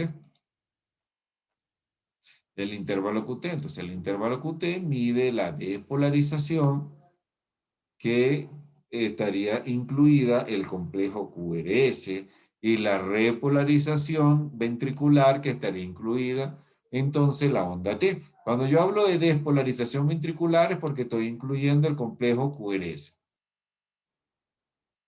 Cuando yo digo repolarización ventricular porque incluyo onda T, onda T, onda T. Muy bien. Una pregunta, un voluntario para una pregunta. Vamos a ver quién estará dormido y quién estará despierto. Ya vamos a identificar los dormidos y los despiertos. Por aquí antes veo un buen estudiante, una buena estudiante. A ver, Jenny Menovanda, ¿se me habrá ido? ¿Se durmió Jenny? ¿Qué pasa? Jenny, que se durmió. ¿Dormido o despierta, Jenny? Jenny, está despierta, gracias a Dios. A ver, Jenny, si tuviéramos que buscar un intervalo, un segmento que mida toda la actividad del ventrículo, ¿cuál seleccionaría usted? Toda. El segmento QT. No, exacto, es QT, pero no es segmento, es intervalo. Es el Intervalo QT. el intervalo QT. ¿Y por qué sé que mide toda la actividad del ventrículo? Porque mide la despolarización, que sería entonces el complejo QRS, despolarización ventricular, y la onda T, que sería entonces la repolarización ventricular. A ver, dudas, ¿entienden más, entienden menos? A ver, díganme. ¿Cómo vamos? ¿Entendieron más, entendieron menos? A ver, ¿quién me dice algo?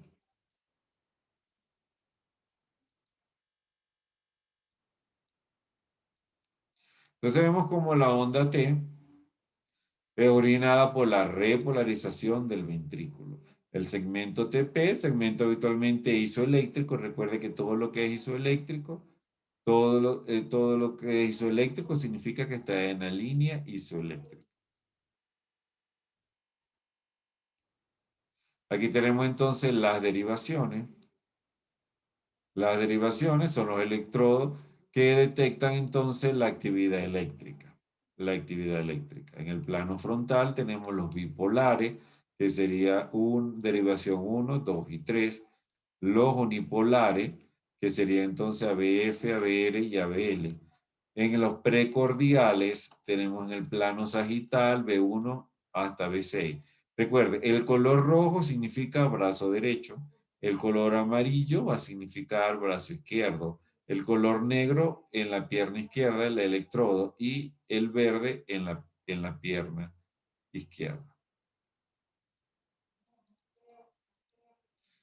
Bueno, entonces aquí tenemos que de la forma práctica se utiliza el siguiente esquema, sobre todo para ver las alteraciones que están dependiendo de la cara del infarto que esté afectada, la cara del miocardio que esté afectada durante el infarto.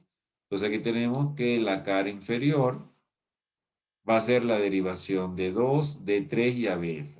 Recuerden que el paciente que tiene dolor en epigastrio, un paciente que tenga dolor en epigastrio, es un paciente que puede tener una gastritis.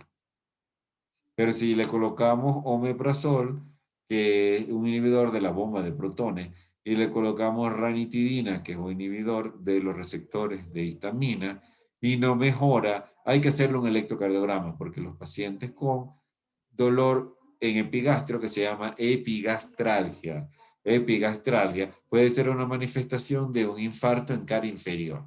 Entonces a estos pacientes hay que buscarle el segmento ST elevado en la derivación 2, 3 y ABF. En la cara lateral sería para derivación 1 y ABL. Y la ABR no es nada específico. Trabajamos más que todo es con D2, D3 y ABF para cara inferior y D1 y ABL para la cara lateral alta. Entonces aquí sí me gustaría que se estudiaran esto por dónde van a colocar las derivaciones precordiales. Entonces B1 la colocamos entre el cuarto espacio intercostal y el borde del esternón derecho. O sea, cuarto espacio intercostal, borde. D2 entre el espacio intercostal del borde inferior del esternón. B3 entre B2 y B4. B4 en el quinto espacio. Entonces contamos 1, 2, 3, 4. 4. Entonces, quinto espacio. Aquí tenemos B4 en el quinto espacio intercostal. Línea medio clavicular. Recuerden que esta es la clavícula. Y aquí haríamos entonces la línea medio clavicular. Línea medio clavicular. B5 a nivel de B4 igualmente. Igualmente en el quinto espacio intercostal, pero en línea axilar anterior. Entonces, este sería línea axilar anterior. Y B6 a nivel de B4, pero sobre la línea axilar media. O sea, la línea media que pasa por la axila. La axila. Entonces, esto es donde van a colocar ustedes, este es donde van a colocar ustedes los electrodos para las derivaciones precordiales. Aquí tenemos entonces las derivaciones precordiales, donde las vamos a colocar. Ahora, ¿cómo se realiza el electrocardiograma? Número 1, el paciente debe estar en decúbito supino, que debe estar acostado, en reposo, debe estar relajado, evitando que se mueva. Se colocarán 10 electrodos, 4 en los miembros y 6 que acabamos de ver en el área precordial.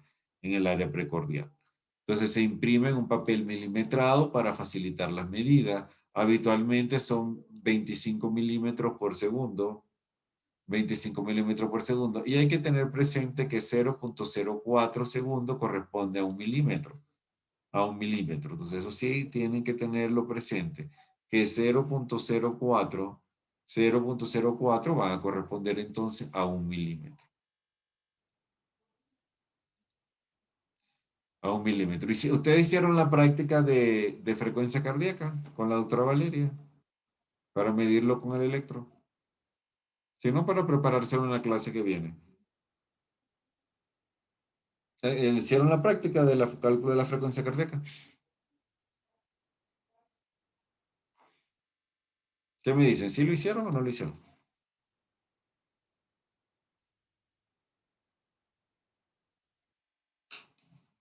A ver, ¿qué me dice Marixa? A ver, ¿qué se me hizo la presidenta? No me diga que me abandonaron la presidenta a la clase. ¿Qué pasó con Marixa? Dicen a Maritza se le fue el internet. Ajá. Pero ustedes díganme, ¿se hicieron la práctica del cálculo de la frecuencia cardíaca con la doctora Valeria?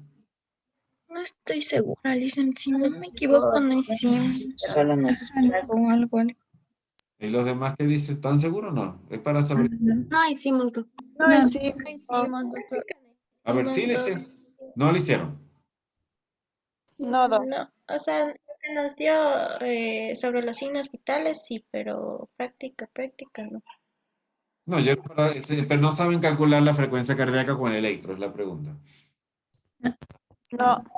No. Ahorita para la próxima clase les preparo cómo van a calcular la frecuencia cardíaca con electro. Pero muy bien, ya vamos a terminar. Entonces luego vemos el ritmo. Luego vemos el ritmo. El ritmo va a permitir entonces que establecer el ritmo sinusal, que es el ritmo normal. Y un ritmo normal tenemos entonces la frecuencia cardíaca, cuando la frecuencia cardíaca va de 60 a 100 latidos por minuto. La onda P es de morfología normal, es una onda P positiva, en derivaciones de 2, de 3 y ABF, y negativa en ABR. El intervalo PR de duración constante, la onda T debe ir seguida de un complejo QRS. Todo esto nos está diciendo que ese es un ritmo normal, que tenga una frecuencia cardíaca de 60 a 100 por minuto, de 60 a 100 por minuto, que la onda P esté de morfología normal, que sea positiva en D2, D3 y ABF, negativa en ABR, y el intervalo PR de duración constante, la onda P debe ir seguida por un complejo QRS. Entonces aquí vemos la onda P, vemos que la onda P, habíamos dicho que es la representación electrocardiográfica de lo que es la despolarización de ambas aurículas.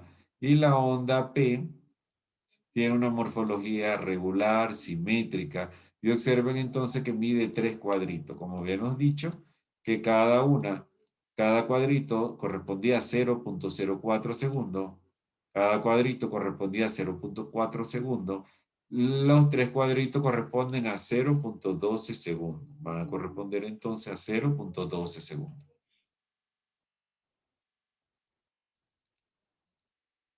Entonces aquí tenemos el intervalo PR, vemos entonces que el intervalo normal es de 0 a 12 segundos a 0.20 segundos.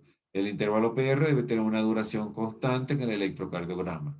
Cuando un PR corto es menor a 0.12 segundos, un PR largo es mayor a 0.20 segundos. Esto nos permite saber entonces el diagnóstico de un bloqueo aurículo-ventricular. Un bloqueo aurículo-ventricular. Aquí tenemos entonces un PR largo, se recuerda que es la onda P, hasta lo que va a ser la onda R. Largo porque va a durar 9 cuadritos. Va a durar entonces 9 cuadritos, pero lo normal es que dure entonces de 3 cuadritos para que sea 0.12 segundos a 0.20.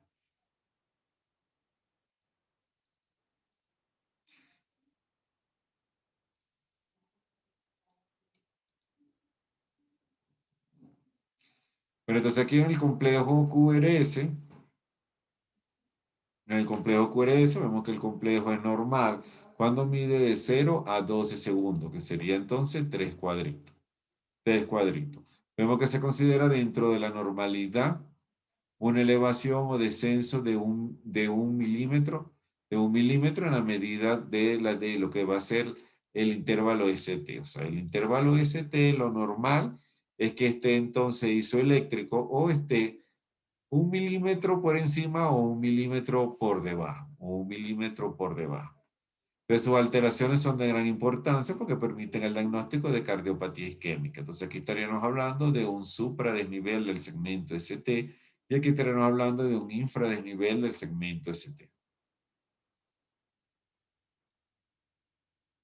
Pues aquí este es un artículo muy importante que quisiera que se lo leyeran porque es un artículo preparado por Juan Carlos Rubio, que es un enfermero del Centro de Salud de Torrijos, de Toledo, España. Y el artículo se llama Actuación Enfermería ante una alteración electrocardiográfica. Lo que nos está diciendo que el complejo QRS es normal en las derivaciones B1. Observen que entonces en B1 presenta una onda S mayor que la R. Entonces aquí vemos que la onda S, fíjese que la onda S tiene mayor amplitud que la R. Mientras que en B5 y B6, entonces aquí va a ser todo lo contrario. La R va a estar predominando sobre la S. Entonces estas diferencias son muy importantes, que en B1 la onda S es de mayor amplitud. En cambio B5 y B6 en el complejo QRS es la S la que predomina en amplitud. Entonces aquí podemos ver lo siguiente.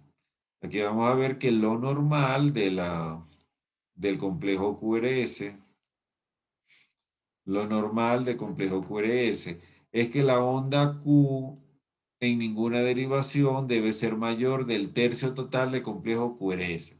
Fíjense que este es un complejo. O sea, aquí dividimos, este sería entonces una mitad, dos mitades, tres mitades.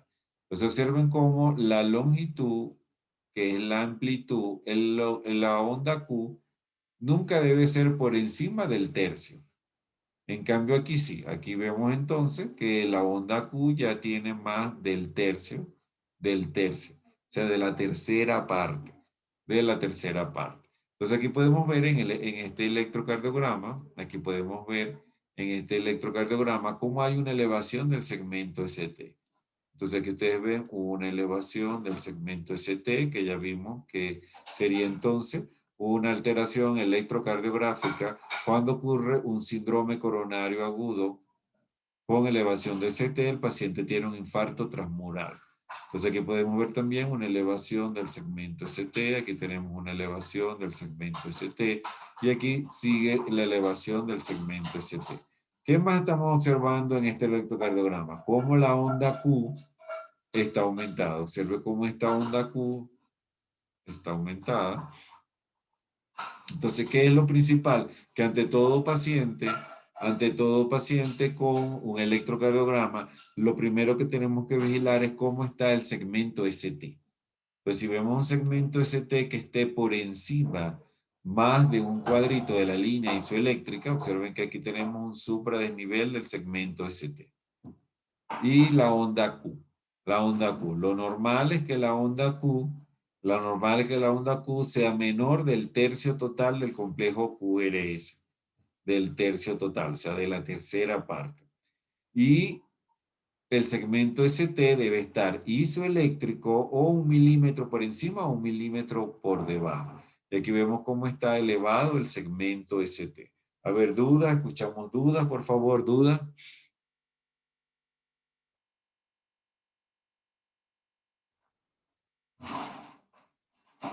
Pero entonces van a hacer el foro, en el foro van a colocar dos diferencias entre el síndrome coronario agudo sin elevación del segmento ST y con elevación del segmento ST. Recuerden que esta clase va para la segunda prueba. Para la semana que viene tenemos la prueba de las 3 clases, que ya están subidas en la plataforma. Y esta forma parte de la segunda prueba. Bueno, estamos a la orden para servirle. ¿Alguna duda? ¿Escuchamos duda, por favor? ¿No tiene? No, Ah, bueno, muy bien. Entonces harán el foro, ya le voy a colocar el foro. Estamos a la orden para servirle. Ah, también los deberes. Ya le voy a colocar la plataforma para hablarle de los deberes. Ya están en la plataforma.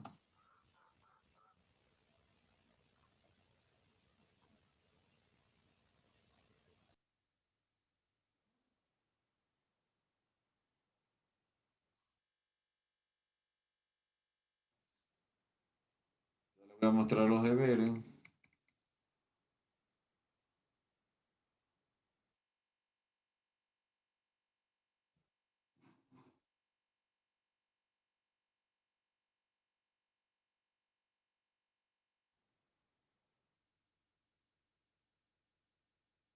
Vayan abriendo por favor su aula virtual para que puedan ver los deberes que ya están colocados.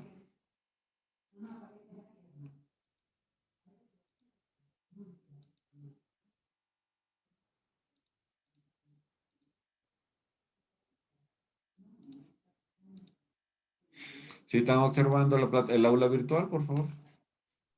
sí, doc. Muy bien, entonces tienen un deber que es la elaboración del póster digital. Recuerden que este es el artículo que ya comenzamos en el primer parcial, que ahora lo vamos a finalizar. En el póster digital lo que van a hacer es el resumen del artículo. Entonces aquí tenemos el contenido que debe ser, le dice cómo lo van a hacer, que el póster debe tener una medida de 90 a 120 centímetros, que deben colocar el logo de Redilú, que es la Red de Investigación Estudiantil, donde se va a presentar el Congreso, y la UTA. En la parte de abajo tienen el logo de Redilú. Entonces, ¿qué lo van a hacer? Lo van a hacer en formato JPG y PDF. ¿Qué debe contener el resumen? El resumen debe tener el título en español, en mayúscula, en negrita, en la línea siguiente el título en inglés. A continuación, los datos de los autores deben tener el primer nombre, el primer apellido separado de una coma y la afiliación. Recuerde que la afiliación de nosotros es carrera de enfermería, Facultad de Ciencias de la Salud, Universidad Técnica de Ambato. Luego deben de colocar el código ORCI de cada uno de los autores. Entonces aquí le estoy dejando un link donde lo que tienen que hacer es copiar el link del ORCI y lo van a hacer. Vamos a dejar de compartir.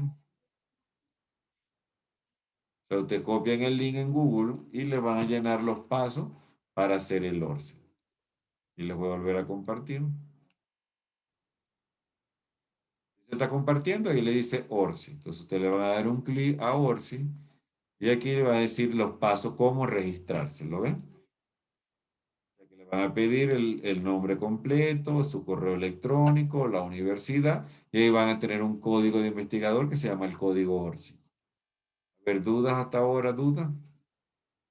En la misma plataforma está el link para que ustedes puedan hacer el código ORCI. Muy bien, continuemos.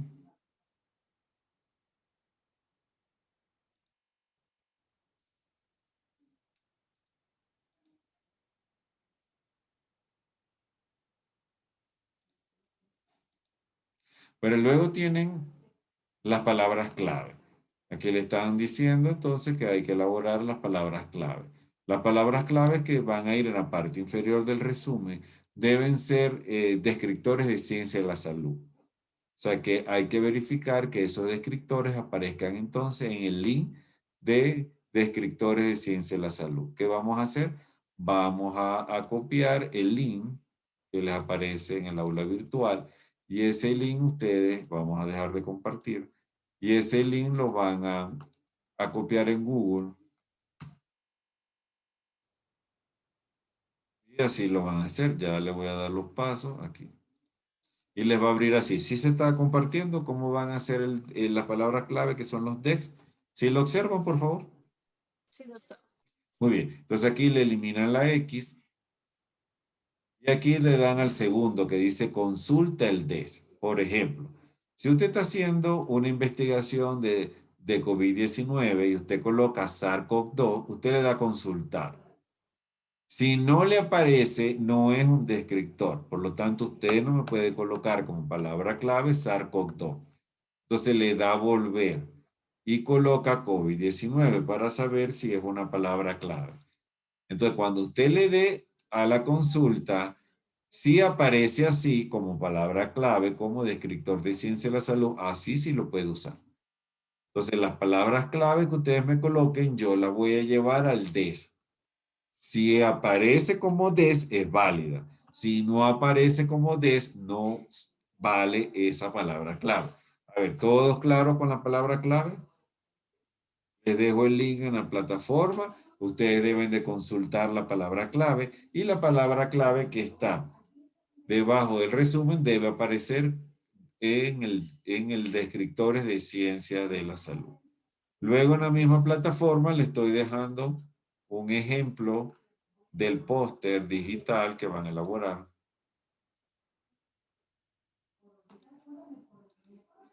Entonces aquí tienen el ejemplo. Le voy a dar un clic al ejemplo.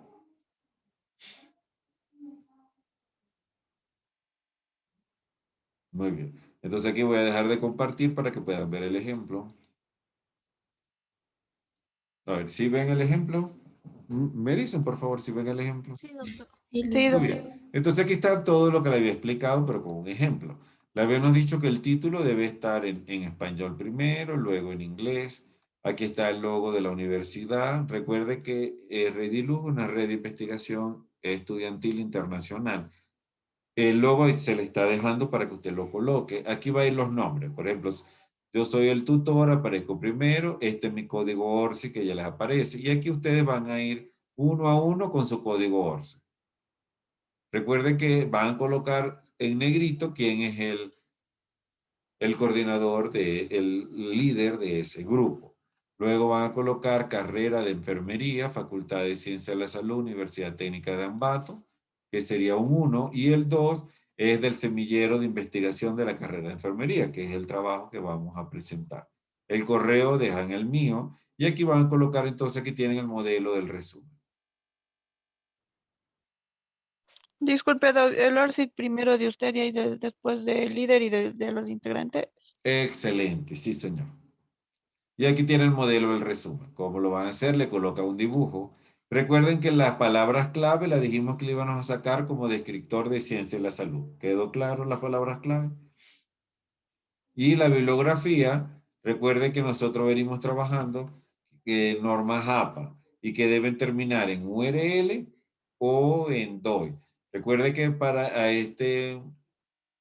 aquí en este congreso no se trabajó con URL, con DOI, pero con ustedes sí, que quedamos que las bibliografías deben terminar en URL o en DOI. A ver, dudas. Este es el trabajo, vamos a ver la fecha. Que todavía tenemos tiempo, pero hay que hacerlo con tiempo. Aquí tienen entonces para el domingo 8. Para el domingo 8. A ver, ¿dudas con este deber del domingo 8? ¿Dudas? Todo se lo he escrito, todo. Recuerden la redacción en tercera persona, que es donde más se equivocan.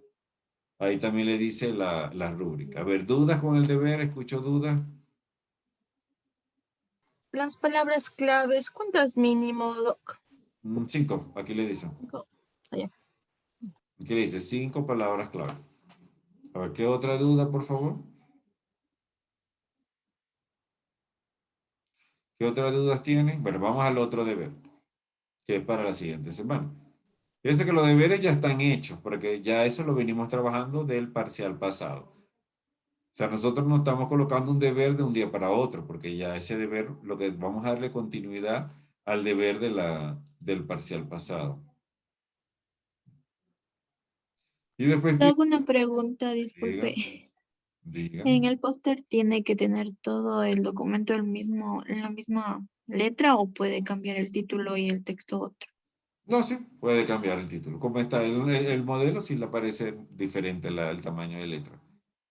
Ustedes tienen el deber del 14 de agosto, que es el último deber de la materia, que es el artículo. Entonces, el artículo le están diciendo que el que ya ustedes vienen preparando, no el caso clínico, sino el artículo. Que la letra Arial es de 12 puntos, el interlineado 12.5, que debe tener 10 referencias, eso sí hay que aumentarlo a 10 referencias. Por eso que se lo estamos diciendo con tiempo, que hay que aumentar a las 10 referencias. El resumen, la misma característica del póster. El resumen, la misma característica del póster. Las palabras clave igual, la elaboración del ORS igual. Lo único nuevo es la estructura del artículo, que debe tener un resumen, luego lo traduce en inglés que se llama abstract, le hacemos una introducción que finaliza en objetivo, después un desarrollo, conclusión. El abstract, por favor, debe ser revisado por un docente de inglés. O sea que usted lo hace con el traductor Google, pero luego lo revisa con el docente de inglés. A ver, dudas. Lo único nuevo que yo le veo al artículo es esto, que hay que aumentar las referencias a 10, pero ya eso también está adelantado. A ver, ¿cuántas referencias tenía el artículo que elaboramos en el primer parcial? A ver, ¿cuántas referencias tiene el artículo? A ver, le escucho, por favor, le escucho. 7. ¿Cuántas tenía? 7. ¿Cuánto? 7. Bueno, solamente comentar la 3. Observen que ustedes pueden salir muy bien porque ya el artículo le dedicamos casi un mes a elaborar el artículo en el primer parcial. Si recuerdan todo lo que le dedicamos al artículo. Y ya aquí es aplicar estas normas, aumentar 3 artículos, o sea que el deber no está complicado porque ya nosotros lo venimos realizando. Quizás en las otras materias sí le están colocando deberes, pero en la mi materia no. Yo quiero más bien que estudien. A ver, ¿alguna duda con el deber? ¿Alguna duda? No, de todos modos, la próxima clase me pueden aclarar cualquier duda porque todavía estamos a tiempo para el deber del 8. Bueno, estamos a la orden, 100%. Estudian bastante. Doc, Dígame. disculpe la molestia, para que por favor tenga en cuenta lo que le dije al principio de clase con la grabación. Sí, yo le dije. Yo le prometí. Pero Muchas gracias. no tener problema. Pero estamos a la orden para servirle. Ya, hasta luego, doctor. Hasta luego. Gracias, Luego, Listen, gracias. Hasta